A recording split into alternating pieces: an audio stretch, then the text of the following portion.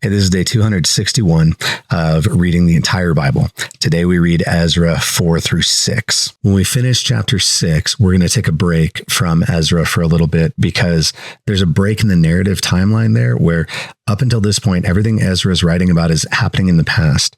Starting in chapter 7, we get the actual account of Ezra leading people back into Israel out of exile to resettle and rebuild Israel and specifically Jerusalem. Nehemiah also covers that narrative time. What we're going to do in between 6 and 7 is we're going to take some time to look at some of the prophets and various things that happened during that time. So we have the prophet Haggai, we have the prophet Zechariah, and they're both mentioned in chapter 5 of Ezra. Then we're going to jump into Esther because she is living in exile during the time of the reign of Xerxes, or as he is referred to in the book of Ezra, Ahasuerus. He's the father of Artaxerxes, who is the king at the time of Ezra's resettlement in Jerusalem. And so we get all of these kind of historical narrative pieces and prophetic pieces that are happening right in the middle of all of that. That's not the only weird time jump we get in the book of Ezra, though. The beginning of chapter 4, first 5 verses, they start rebuilding the temple, and there's some opposition by the people of the land. We hear about them in Ezra 3:3 as well. The people of the land are all the people that have been resettled by the Babylonian kings going all the way back before Nebuchadnezzar, like all the people who had conquered parts of Israel. And at this point, these are the people mostly from the northern part of the land. They've been here for hundreds of years at this point. This is getting into the mid to late 500s or mid to early 500s. I don't know how you figure that because BC, you're counting backwards. But anyway, but they had gotten there in the 700s. And so you're rolling up, they've been here for a couple hundred years now, and they want in on this building project. And they claim it's because they worship the same God, but much in the same way that the Samaritans at the time of Jesus have some heritage claim to the people of God and the ways of God. They don't actually follow his teachings. And we read about that when we first see the resettlement that, they conquer and take away Israelites and they put in these foreigners. And though they live there and claim to worship the Lord, they don't honor his ways. They don't live according to him. They don't follow any of his laws. Nothing they do represents being a follower of Yahweh or Jewish in any way. And in fact, it looks a lot more like cultural Christians of today who claim Jesus, but there's nothing in their life other than that claim that in any way represents Jesus. There's no true faith in him. They don't even have any concept of salvation or how or why they're saved. They just claim Christian as part of their cultural identity in more of a political sense than anything else, and more of a cultural sense than anything else. It's not about faith in the saving work of Christ on the cross. And that's where these people are at. At best, their claims are cultural, saying like, well, we live in the land of your God, so we're part of this too. We should get to rebuild the temple. And it's a corruptive thing. Ezra takes a break from talking about this in verse 6 and kind of jumps forward to just before he resettles and talks about in the days of Artaxerxes how this same kind of thing has happened before. And it's likely if his audience is reading around his own time, this is kind of calling to mind, hey, remember when this happened when, right around our time? And they're going to be like, yeah. And then he jumps back in at the end of chapter 4, just real briefly, and says, okay, so back to this thing that happened in the second year of King Darius. And then we jump into 5 and 6, which gives us the account of the rebuilding starting after this interruption. And then there's more interruptions. There's more people coming against. And it's just showing like, hey, what happened to us recently is what happened 100 years before, or 80 years, I believe is about the time gap before. And so starting off chapter 5, we get the prophets Haggai and Zechariah prophesied to the Jews who were in Judah and Jerusalem. And so, like I said, we're going to jump into reading about them over the next few days. At that time where Haggai and Zechariah are prophesying, and Zerubbabel and Jeshua, the son of Josadak, are leading the cause to rebuild the temple and rebuild the walls of Jerusalem, Tatnai, one of the governors of that province, starts sending complaints to King Darius. And he says, hey, these guys are rebuilding this really powerful temple and the walls of the city. And it seems like they're building it really, really well. And so we went and we asked their names. We asked, what are you doing? You tell us now. And so here's what they told us. And so he sends the whole reply and they go, King Cyrus told us to do this. He sent us back and said that we were to build and everything.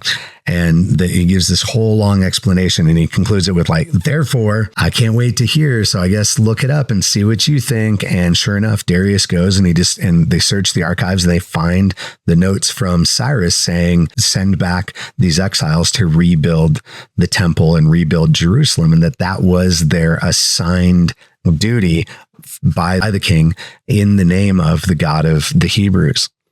And so then Darius doubles down on that and he says, don't mess with them. In fact, make sure they get everything they need to pay for all of these things. Stop stopping them and start helping them. In fact, in verse 11 and 12 of chapter 6, I love what he says here. Also, I shall make a decree that if anyone alters this edict, a beam shall be pulled out of his house and he shall be impaled on it, and his house shall be made a dunghill. May the God who has caused his name to dwell there overthrow any king or people who shall put out a hand to alter this or to destroy this house of God that is in Jerusalem. I, Darius, make a decree. Let it be done with all diligence. Now, I mean, man, what else did he find? Like he goes back and he looks at like, okay, how have the kings here interacted with these Jews who were exiled?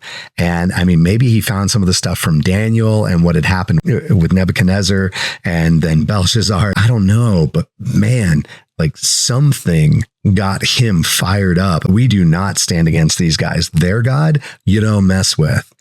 So whatever he needs, send it. And so they do. So they are able to finish the work in the 6th year of the reign of Darius. And they offer a bunch of sacrifices and, rededicate the temple in much the same way as they had dedicated the altar in chapter 3.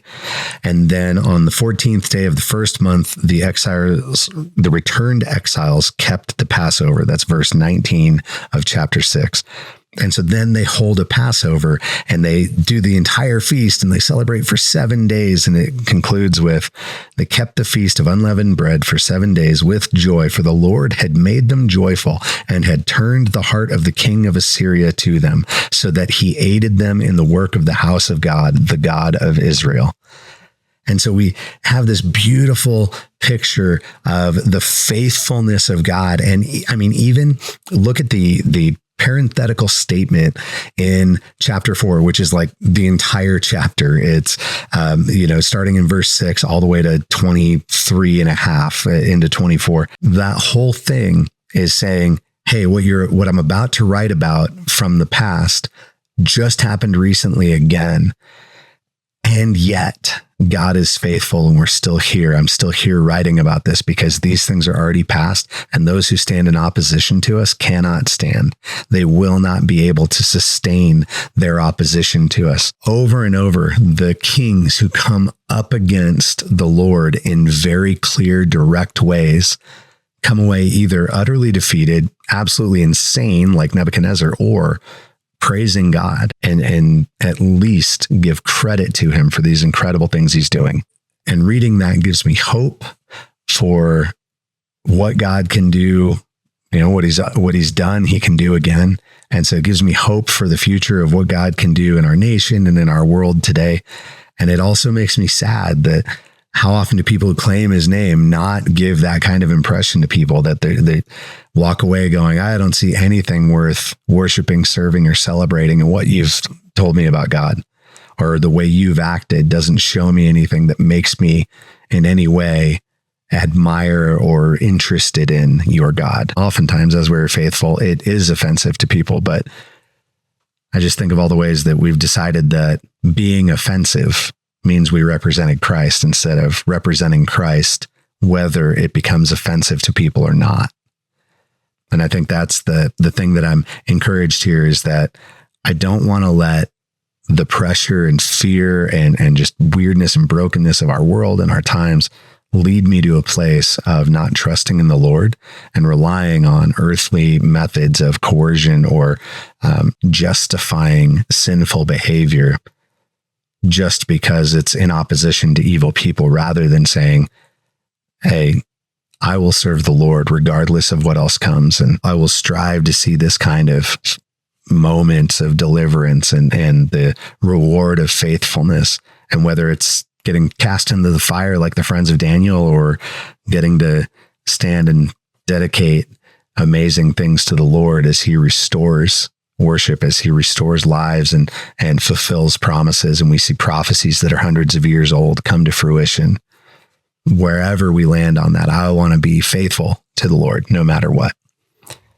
And that's what I think about as I read through this. I'd love to hear your thoughts and comments and questions. So let's talk about that. Drop that in the comments on the Bible app or here on this video. Thank you for watching and reading with us. Stay faithful and be rad for Jesus.